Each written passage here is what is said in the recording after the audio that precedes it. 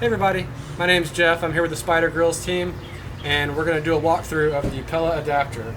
We're around 3 days into our Kickstarter, and we're in Athens, Georgia, here at Spider Grills HQ. It's around 70 degrees, overcast, 100% humidity, pollen count 1 billion, and we're going to cook some ribs today. Let's spend a minute talking about which Weber grills the Pella adapter is designed to fit.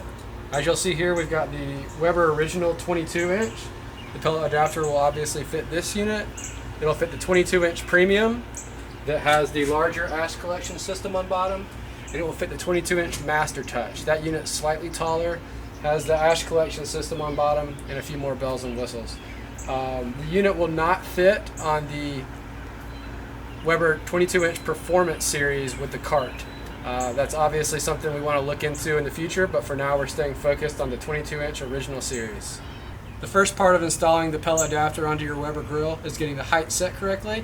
I find it's easiest to use a tape measure, but if you don't have one, no sweat. Just a little bit of trial and error and you'll have a great fit in no time. What you'll want to do is measure the distance from the ground to the top lip of your Weber kettle. I'm measuring 29 inches here.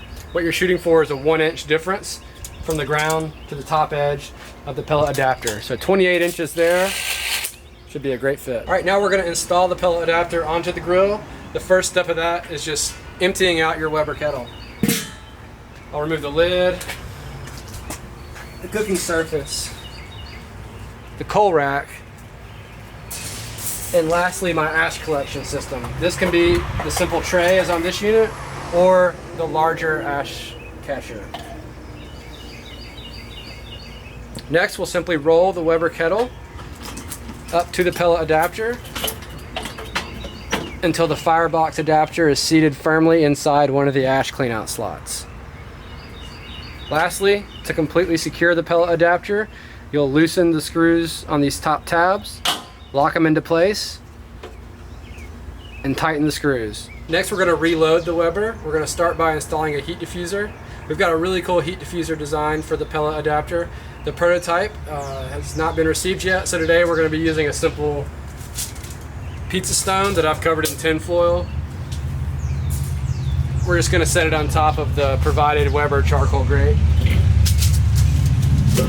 And then we're going to provide images of that heat diffuser on the Kickstarter page if you want to take a look at that. Next, we'll load the cooking surface. And this is where we add our RTD probe to send temperature feedback to the control board. The hopper holds around 12 pounds of pellets. That's plenty for an overnight smoke session, or on a higher heat cook, that's going to give you about 4 hours, burning around 3 pounds of pellets per hour. Our control panel has 10 settings for temperature, starting with smoke, which is designed to keep the unit below 200 degrees and provide maximum smoke. The unit goes all the way up to high, which is set to 500 degrees. Temperature is maintained by feeding temperature measurements from the RTD probe back to the control panel. That'll control how many pellets the auger feeds into the firebox to help it maintain steady temperature at your desired set point. Today we're going to cook at 300 degrees. You'll notice set temperature of 300 and an ambient temperature of 79 degrees. The unit's going to go into a startup process now, and over the next 10 minutes it's going to climb up to the set temperature and then maintain steady state. We're about a minute in and we notice smoke coming out of the top vent of the Weber. During the startup process, you'll notice a large amount of smoke, and once the pellets are lit, that smoke will subside a bit, and depending on your temperature setting, you'll have a large amount of smoke or much less if you're at a higher temperature.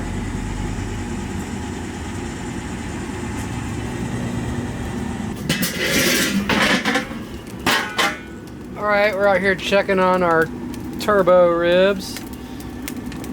We're reading about 155, so probably another 45 minutes or so, I'm gonna guess. I'm gonna flip them over here and add a little bit of sauce.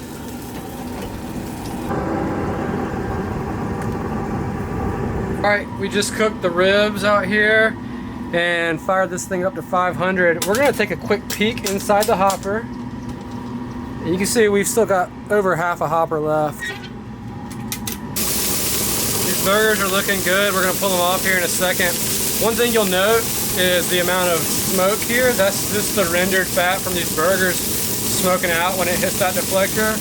Remember, the deflector that we'll provide with the unit diverts most all of that rendered fat into an external can. It'll be a soda can or a soup can, whatever you want to clip onto the hook. These burgers are done. They came out looking great.